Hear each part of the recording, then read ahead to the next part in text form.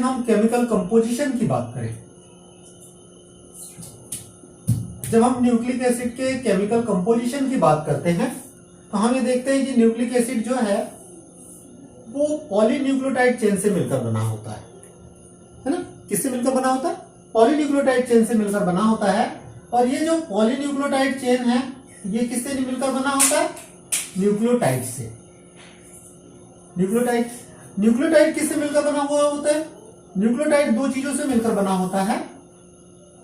First है nucleoside, first क्या है भाई? न्यूक्लियोसाइड। और दूसरा है फास्फोरिक एसिड। फास्फोरिक एसिड या जिसको हम लिख सकते हैं H3PO4। अब सवाल ये उत्पन्न होता है कि न्यूक्लियोसाइड किससे मिलकर बना है। तो न्यूक्लियोसाइड की जब हम बात करते हैं तो न्यूक्लियोसाइड दो चीजों से मिलकर बना होता है। फर्स्ट है नाइट्रोजन बेस, नाइट्रोजन क्षार, और दूसरा होता है शुगर। अगर हम शुगर की बात करें तो ये शुगर भी दो प्रकार से होता है, राइबोस शुगर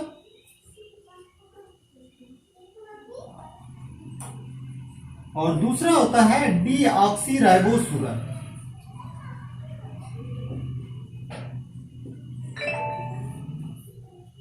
अगर नाइट्रोजन बेस की बात करें तो नाइट्रोजन बेस भी जो है वो दो प्रकार से होता है। नाइट्रोजन बेस दो प्रकार से कौन कौन से होता है भाई? सबसे फर्स्ट है प्यूरिन और दूसरा होता है पिरिमिडीन।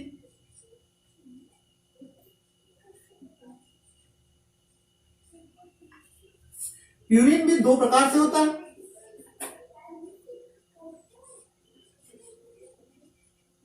एडेनिन और दूसरा है ग्वानिन। जबकि पायरिमिडिन जो है वो तीन प्रकार का होता है। तीन प्रकार का कौन कौन सा होता है भाई? जरा ध्यान दें। साइटोसिन,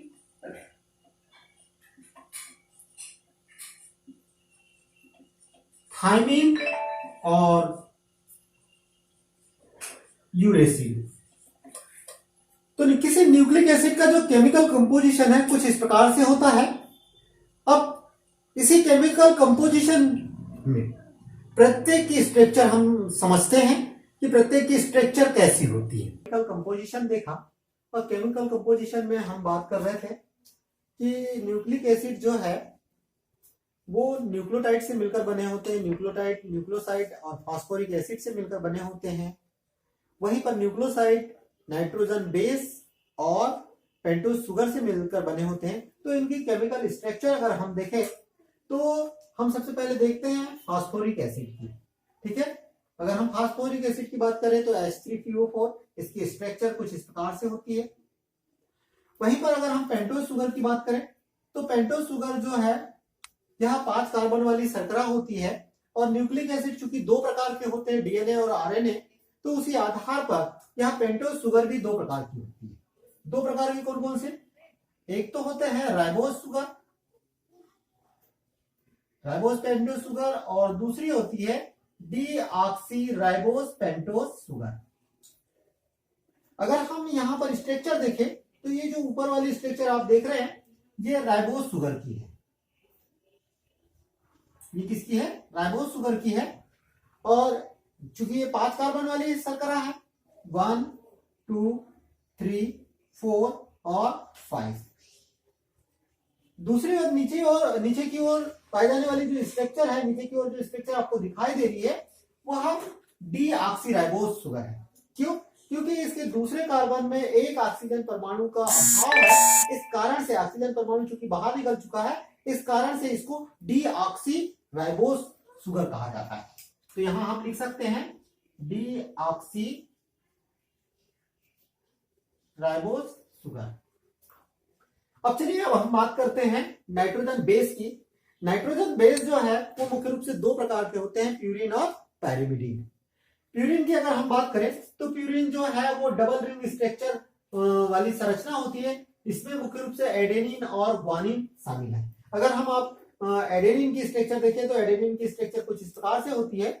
वहीं पर यहां पर अगर दूसरी स्ट्रक्चर देखें तो ये ग्वानिन की स्ट्रक्चर है, जहां नाइट्रोजन रिंग वाली स्ट्रक्चर है। दोनों ही कैसी है? नाइट्रोजन रिंग वाली स्ट्रक्चर है, ठीक है यार। यहां पर अगर आप देखें तो इस स्ट्रक्चर को थोड़ा अच्छे से समझ लीजिए, क्योंकि ये अक्सर जो है वो ये पूछा जाता है।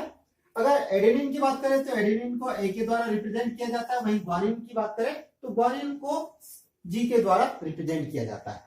अगर हम पायरिमिडीन की बात करें तो पायरिमिडीन जो है सिंगल रिंग वाले स्ट्रक्चर है, ठीक है।